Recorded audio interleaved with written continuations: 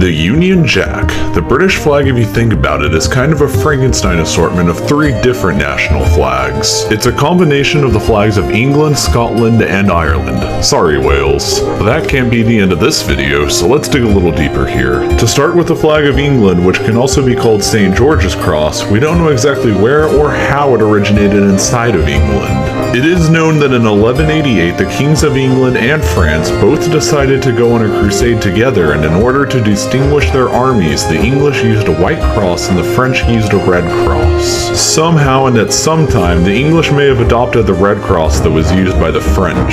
There is a legend that King Richard the Lionheart on the Third Crusade adopted the symbol for usage in the English crusading armies, but it's pretty unclear historically.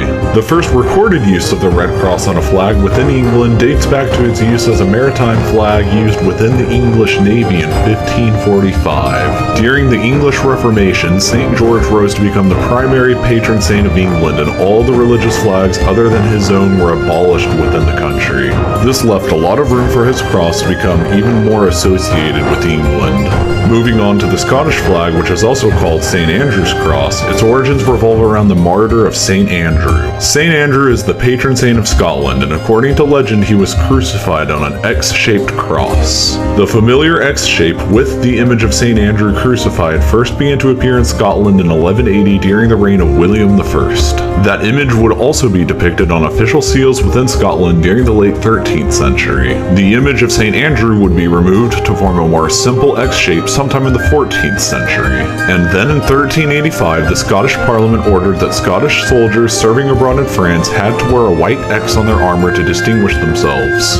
The first confirmed historical usage of the familiar white X with a blue background on a flag inside Scotland was in 1542, 3 years before the English first used St. George's Cross in their navy. The first edition of the Union Jack flag originated in 1606. 3 years earlier, in 1603, James I of Scotland had inherited both the English and Irish thrones, and in addition to Scotland, ruled all three kingdoms. Despite how the three kingdoms were all ruled by the same monarch, they each remained separate. But James ordered a new flag to symbolize the union between his native kingdom of Scotland and the kingdom of England, and so two different versions were created.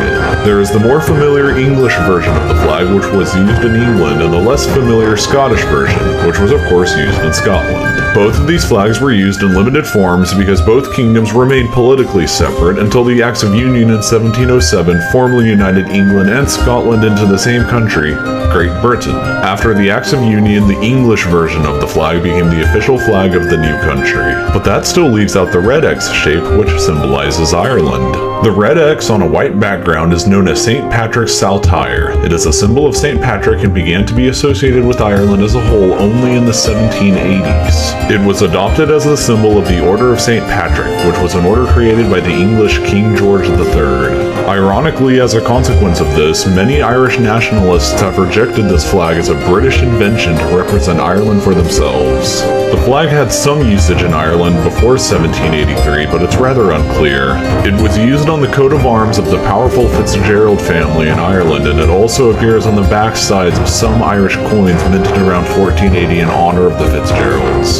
So before 1801, Ireland had been a part of a personal union inside Great Britain, but on January the 1st, 1801, the kingdoms of Great Britain and Ireland were formally united into the nation now named the Kingdom of Great Britain and Ireland. In order to represent this addition of Ireland into the kingdom, the flag was again changed with a red X cross so that all three kingdoms would be represented on one single flag. Again, poor Wales. Even now, nobody has figured out a good way to fit you onto the already crowded flag. Even without representing Wales, this Union flag has remained in place even after the majority of Ireland left the United Kingdom. The red X cross now represents Northern Ireland, which still remains a part of the kingdom. In addition to being the flag of the United Kingdom, the flag has been used on several other national flags that used to be a part of the British Empire. It was a part of the United States' flag until 1777 when a certain rebellion changed all of that. A part of the Canadian flag all the way up until 1965 when they voted to change it. A small part of the South African flag up to 1994 when apartheid finally ended. And continues to remain a part of the national flags of New Zealand, Australia, Tuvalu, the Cook Islands, Fiji, and the Canadian Canadian provinces of British Columbia, Ontario, Manitoba, and Newfoundland, as well as the United States state of Hawaii. And as for the English flag with St. George's Cross, it is also found on the flag of Alberta, Canada. With current events like the New Zealand flag referendum and the Scottish referendum to leave the United Kingdom in 2014, the status of the UK flag around the world and the status of the UK flag itself is still subject to change. What would the UK flag have looked like if Scotland had voted to leave the Union in 2014? Would the United Kingdom even have been called the United Kingdom anymore? What interesting future events might change this iconic flag? Leave your thoughts in the comments and don't forget to subscribe if you have not already. Thank you as always for watching.